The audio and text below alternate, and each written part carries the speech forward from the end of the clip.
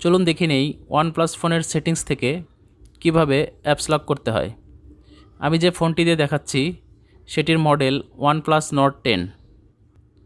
প্রথমে ফোনের সেটিংসে যাবেন, এরপর নিচের দিকে স্ক্রল করবেন। শেষের দিকে ইউটিলিটিস নামের একটি অপশনস পাবেন, এর উপর ক্লিক করবেন। এরপর অ্যাপ লকার লেখার উপর ক্লিক করবেন। তারপর আপনার ফোনের প্যাটার্ন বা পিন দিয়ে দিবেন, তাহলে অ্যাপস লক অপশনসে যেতে পারবেন। এখানে দেখুন অ্যাড অ্যাপস একটি অপশনস আছে, এর উপর ক্লিক করবেন।